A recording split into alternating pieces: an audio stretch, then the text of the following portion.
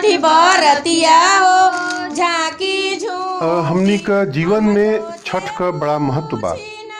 प्रकृति से जुड़ाव का महापर्व बा छठ।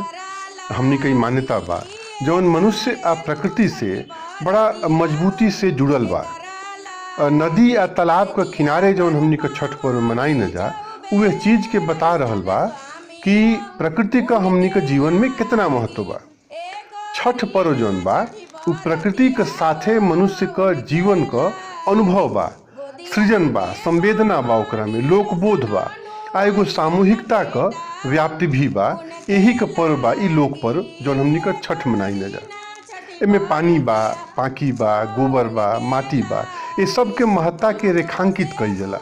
लेकिन स्वच्छता जौन बा उ सबसे अधिका एकदम अंतिमतम स्तर तक एकरा में स्वीकार कइल जाला, ओकरा के अपनावल जाला।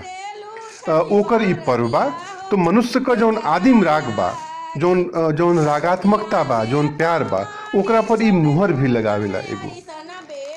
ई तब बा जबकि फल, ईख, गुड़, दूध, नारियल, बांस, केला ई सब चीज जौन बा अपना मूल रूप में ही हमनी का ए पर्व का हिस्सा बनल बा, ओकरा संगे अभिन्न हो गइल बा। कोनो एकरा में फर्क नहीं है, कोनो भेद नहीं है।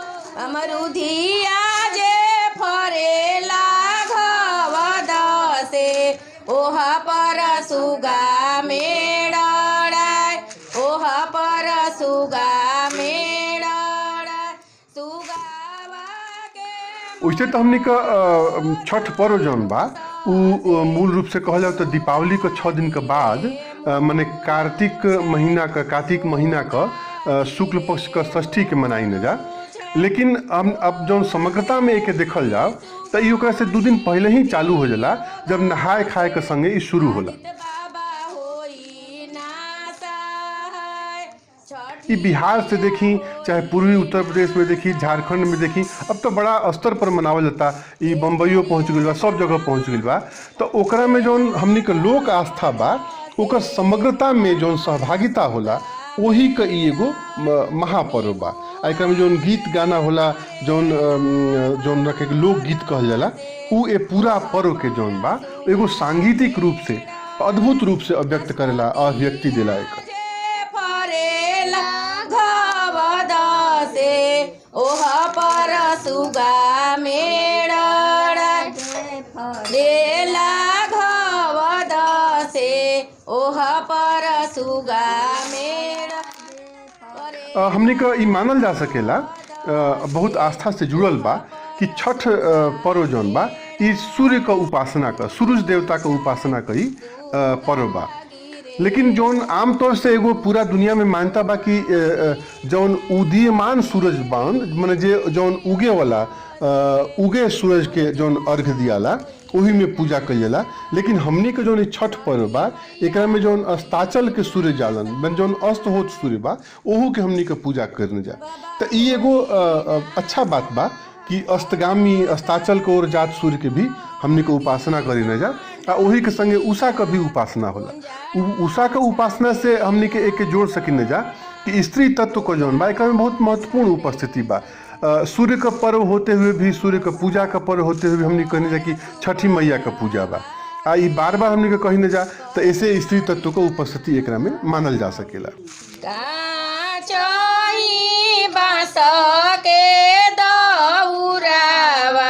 दौरा लचकती जाए दौरा लचक। जौन हमनी के गीत बाएगो कि हरियर बांस के बहंगिया दिहलन घाटे पहुँचाए, ये टाइप के एगो गीत बा। तो उ हरियर बांस के बहंगिया में जौन अपन सामग्री बा हमनी के पूजा सामग्री लेके जाके गंगा जी के पानी में, कोनो नदी में, कोनो तालाब में जाके हमनी के खड़ा होके कमर भर पानी में गीतों में बाकी केलवा के पात पर सूरजमल के बुला लिए न जा, फिर घंटा भर से अधिक आराधना हुई, बहुत देर तक हुई। आ जाके सवेरे फिर प्रतीकात्मक रूप से ही सूरज भगवान के हमनी का ठेकुआ भी बांटाई न जा। तो ये कुल जो स्त्री तत्व से जुड़ल चीज बा आ लोक तत्व से जुड़ल चीज बा, ये एगो महत्वपूर्ण पक्ष बा।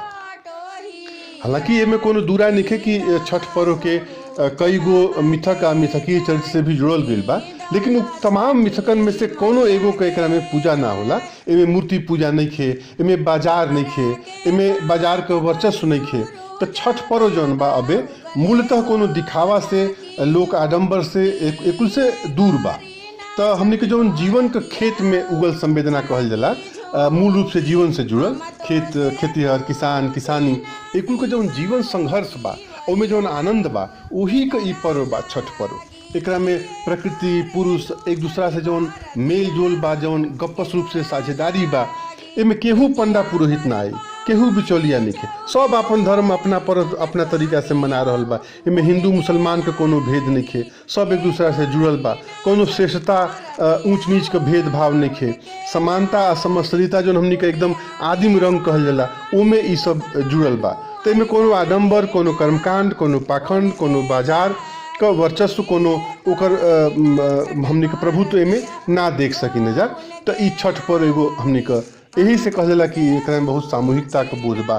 आ जौन लोक विश्वास होला ओके कई बार हमनी कहल कि ई बहुत मूर्खतापूर्ण चीज बा, लेकिन ओकरा में कोनो न कोनो तर्क रहेला, बिना तर्क का कोनो लोक नहीं खे, आ लोक वही एगो तर्क का विस्तार देला। आ हमनी को ओके छठ पर्व के रूप में मनाई न जा आज भी। तो जौन प्रकृति से मनुष्य का रिश्ता बा, ओकर एगो तार्किक अभिव्यक्ति भी बा। ई कहीं पोथी पतरा में नहीं खे, पोथी पतरा से मुक्त बा। जितने आदमी बा सब अपना तरीका से मना रहल बा। मनुष्य आ प्रकृति का आत्मीय रिश्ता बनल रहे। आ हमनी के महापर्व के जौन संदेश बा कि इंसान के जौन बा उ कुदरत पर कब्जा नहीं करे के, कुदरत से दोस्ती करे के बा, ओहू के एगो उद्घोष बा ए छठ पर्व में। तो यही से हमनी के एकरा के बड़ा आत्मीयता से मनाई न जा, आ यही से हमनी के मनाऊ के बा। सुगावा के मरबो धनुष से, सुगा गिरे मुरुछ, सुगा गिरे मुरुछ, रोवेली सुगानी पियोग से, आदित्य बाबा होई ना सहाय, छठी मैया होई ना